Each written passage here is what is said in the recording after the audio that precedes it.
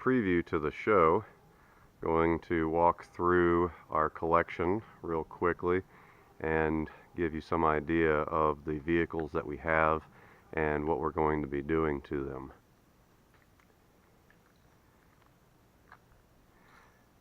So one of our first stars is the 528E, 1988. It has 168,000 on the clock, although there are electrical issues, which I am working through. A lot of things already solved that we've done on the show. New alternator, some going through of cables, new throttle position sensor, in fact, new mounting brackets for the alternator, new undid the hood latch system and replaced it with a hood pin. So a lot of fun stuff. That's a awesome car, 5-speed. We have a 1990 Mercedes-Benz 300E. This one is our only currently disabled German car. It will run, but quickly overheats and stalls out after just a moment of running. When we received it, we were able to drive it up the driveway, but it stalled out shortly after being parked. This has the 3-liter straight six. This is before they went to the V6.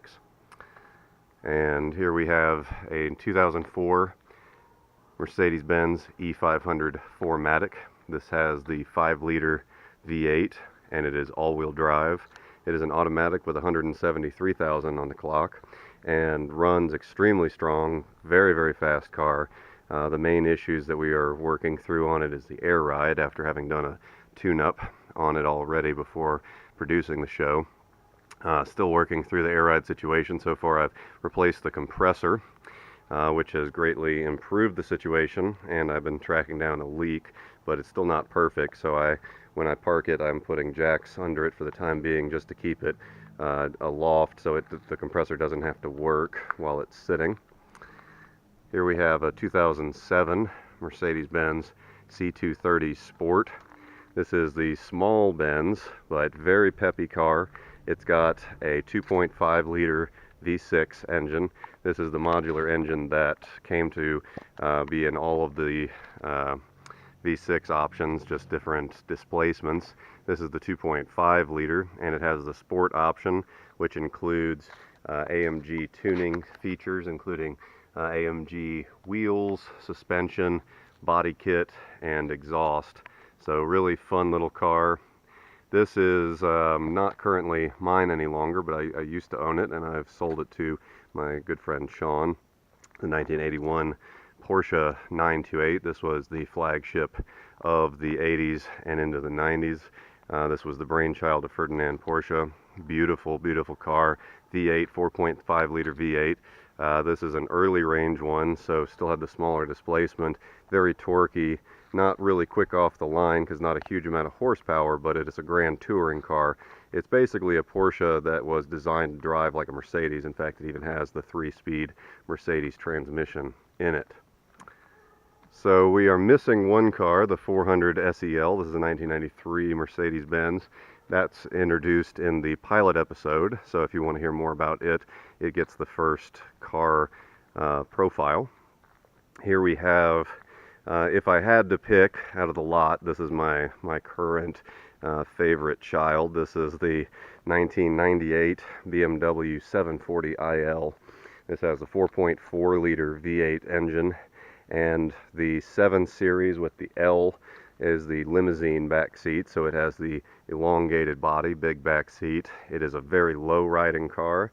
It has a good amount of power, and I was recently able to drive it on the interstate for the first time and was just absolutely blown away. You feel like you're the master and commander of the roads in this thing. It just carves through traffic like a scalpel. Brilliant car. This is my wife's love child here. This is the 2001 Audi A4 Avant Quattro 1.8T. That it is an A4 body chassis with the Avant. This is the wagon, the extended back, the wagon.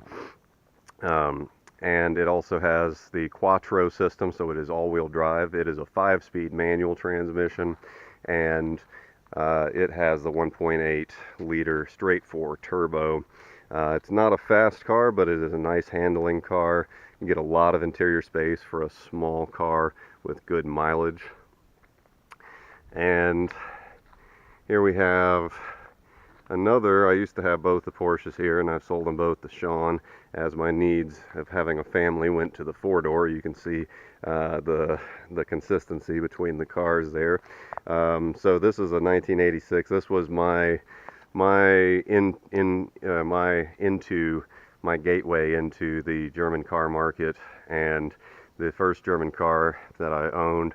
It has recently been bought by Sean, and he's been doing a lot of body work to it. He repainted it in Alpine white, which is just brilliant. You've got the gold wheels, so we'll be seeing some of the painting process as part of the show as well. And then down the hill in the spots of shame are the 1989 F-150, which, as you'll see through the course of the show, starts out just running poorly, then not running at all, then there's transmission issues, so it's become quite a process to get it going right. The story there is that I spent an ungodly amount of money, $7,000 on it, for a massive mechanic bill. Got it back. It's still not running right, and I'm even having to undo some tomfoolery in there. And then you have, and I should have taken the warning off of this one, a still disabled 1990 Ford Ranger. The F-150 has the 5.8 liter, the big Windsor. This has a 2.9 liter V6, so the Japanese design V6. And it would be a good little truck if we can get it running right.